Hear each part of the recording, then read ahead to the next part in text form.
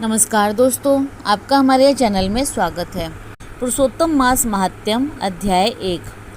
दोस्तों, कल्प वृक्ष के समान भक्तजनों के मनोरथ को पूर्ण करने वाले वृंदावन की शोभा के अधिपति, अलौकिक कार्यों द्वारा समस्त लोक को चकित करने वाले वृंदावन बिहारी पुरुषोत्तम भगवान को नमस्कार करती हूँ। नारायण, नर, नरोत्तम तथा देवी सरस्वती तथा श्री व्यास जी को नमस्कार कर जय की इच्छा करती हूँ।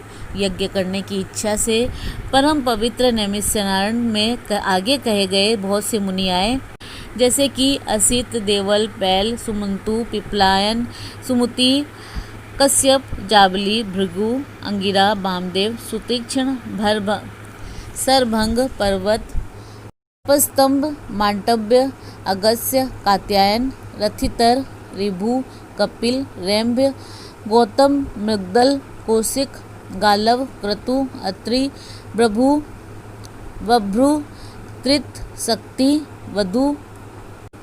वद्रु, गोधायन, वसु, कौंडिन्य, पृथु, हारित, ध्रुम, शंकु, संकृति, शनि, विभांडक, पंख, गर्ग, काणाद, जमदग्नि, भरद्वाज, धूमप, मोन, भार्गव, सोनक तथा महातपस्वी शतानंद, विशाल, वृद्ध, विष्णु, जर्जर, जय, जंगम, पासधर, पुर, महाकाय, जैमिनी, महाग्रीव, महाबाहु, महोदर, महाबल, उद्दालक, महासेन, आर्त, आमलतक, प्रिय, ऊर्ध्वबाहु, ऊर्ध्वपाद, एकपाद, दुर्धर, उग्रशील, जलासी, पिंगल, अत्रि, ऋभु, सांडीर, करुण, काल, केवल्य, कलाधार, श्वेतबाहु, रोमपाद, कद्रु, कालाग्नि, रुद्रगम, त्रेतास्वर, आध, सरभंग, पृथुश्रवस आदि। शिष्यों के सहित ये सब ऋषि, अंगों के सहित वेदों को जानने वाले, ब्रह्मनिष्ठ, संसार की भलाई तथा परोपकार करने वाले, दूसरों के हित में सर्वदा तत्पर, स्रोत स्मार्त कर्म करने वाले नैमिषारण्य में आकर यज्ञ करने को तत्पर हुए। इधर तीर्थ यात्रा की इच्छा से सूत जी अपने आश्रम से निकले और पृथ्वी का भ्रमण करते हुए उन्होंने नैमिषारण्य में आकर शिष्यों के सहित समस्त मुनियों को देखा। संसार समुद्र से पार करने वाले उन ऋषियों को नमस्कार करने के लिए पहले से जहाँ वे इकट्ठे थे वहीं प्रसन्नचित्त सूत जी भी जा पहुँचे। इसके अनंतर पेड़ की लाल छाल को धारण करने वाले प्रसन्नमुख, शांत, परमार्थ विशारद, समग्र गुणों से युक्त, संपूर्ण आनंदों से परिपूर्ण, ऊर्ध्वपुंडधारी, राम नाम मुद्रा से युक्त, गोपी चंदन मृतिका से दिव्य, शंख चक्र का छापा लगाए, तुलसी की माला से शोभित, जटा मुकुट से भूषित, समस्त आपत्तियों से रक्षा करने वाले, अलौकिक चमत्कार को दिखाने वाले, भगवान के परम मंत्र को जपते हुए समस्त शास्त्रों के सार को जानने वाले, संपूर्ण प्राणियों के हित में संलग्न, जितेंद्रिय तथा क्रोध को जीते हुए जीवन मुक्त, जगत गुरु श्री व्यास जी की तरह और उन्हीं की तरह निष्प्रह आदि गुणों से युक्त उनको देख उस नैमिषारण्य में रहने वाले समस्त महर्षिगण सहसा उठ खड़े हुए, विविध प्रकार की विभिन्न कथाओं को सुनने की इच्छा प्रकट करने लगे। तब नम्र स्वभाव सूत जी प्रसन्न होकर सब ऋषियों को हाथ जोड़कर बारंबार दंडवत प्रणाम करने लगे। ऋषि बोले कि हे सूत जी, आप चिरंजीवी तथा भगवत भक्त हो। हम लोगों ने आपके योग्य सुंदर आसन लगाया है। हे महाभाग, आप थके हैं, यहाँ बैठ जाइए। ऐसा सब ब्राह्मणों ने कहा।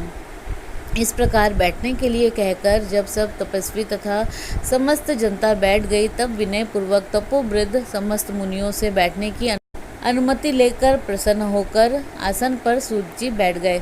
तदंतर सूत को सुखपूर्वक बैठे हुए तथा श्रम रहित देखकर पुण्य कथाओं को सुनने की इच्छा वाले समस्त ऋषि यह बोले कि हे सूत जी, हे महाभाग, आप भाग्यवान हैं। भगवान व्यास के वचनों के हार्दिक अभिप्राय को गुरु की कृपा से आप जानते हैं।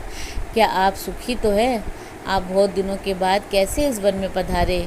आप प्रशंसा के पात्र हैं। हे व्यास शिष्य शिरोमणि, आप पूज्य हैं। इस असार संसार में सुनने योग्य हजारों विषय हैं, परंतु उनमें श्रेयकर थोड़ा सा और सारभूत जो हो वह हम लोगों से कहिए। हे महाभाग, संसार समुद्र में डूबते हुए को पार करने वाला तथा शुभ फल देने वाला आपके मन में निश्चित विषय जो हो वही हम लोगों से कहिए। हे अज्ञान रूप अंधकार से अंधे हुए को ज्ञान रूप चक्षु देने वाले, भगवान की लीला रूपी रस से युक्त परमानंद का कारण, संसार रूपी रोग को दूर करने में रसायन के समान जो कथा का सार है वह शीघ्र ही कहिए। इस प्रकार सोनकादिक ऋषियों के पूछने पर हाथ जोड़कर सूत जी बोले, हे समस्त मुनियों, मेरी कही हुई सुंदर कथा को आप लोग सुनिए। हे विप्रो, पहले मैं पुष्कर तीर्थ को गया, वहाँ स्नान करके पवित्र ऋषियों, देवताओं तथा पितरों को तर्पण आदि से तृप्त करके तब समस्त प्रतिबंधों को दूर करने वाली यमुना के तट पर गया। फिर क्रम से अन्य तीर्थों को जाकर गंगा तट पर गया, पुनः काशी जाकर अनंतर गया तीर्थ पर गया, पितरों का श्राद्ध कर तब त्रिवेणी पर गया। तदंतर कृष्णा के बाद गंडकी में स्नान कर पुलह ऋषि के आश्रम पर गया। धेनुमती में स्नान कर फिर सरस्वती के तीर पर गया। वहाँ हे विप्रो, त्रिरात्रि उपवास कर गोदावरी गया। फिर कृतमाल, कावेरी, निर्वृद्धा, ताम्रपर्णिका, तापी, वेहायसी, नंदा, नर्मदा, समृदा नदियों पर गया। पुनः चमर्णवंती में स्नान कर पीछे से बंधु रामेश्वर पहुंचा। तदंतर नारायण का दर्शन करने के हेतु बद्री बन गया। तब नारायण का दर्शन कर वहाँ तपस्वियों को अभिनंदन कर पुनः नारायण को नमस्कार कर और उनकी स्तुति कर सिद्ध क्षेत्र पहुँचा। इस प्रकार बहुत से तीर्थों में घूमता हुआ कुरु देश तथा जांगल देश में घूमता घूमता हस्तिनापुर में गया। हे द्विजो, वहाँ यह सुना कि राजा परीक्षित राज्य को त्याग बहुत ऋषियों के साथ परम पुण्यप्रद गंग तीर गए हैं और उस गंगा तट पर बहुत से सिद्धि हैं भूषण, जिनका ऐसे योगी लोग तथा देवर्षि वहाँ पर आए हैं। उनमें कोई निराहार, कोई वायु भक्षण कर, कोई जल पीकर, कोई पत्ते खाकर, कोई श्वास ही को आहार कर, कोई श्वास को ही आहार बनाकर, कोई फलाहार कर, कोई फेन का आहार कर रहते हैं। हे द्विजो, उस समाज में कुछ पूछने की इच्छा से हम भी गए। वहाँ ब्रह्म स्वरूप भगवान महामुनि व्यास के पुत्र, बड़े तेज वाले, बड़े प्रतापी श्री कृष्ण के चरण कमलों को मन में धारण किए हुए श्री सुखदेव जी आए।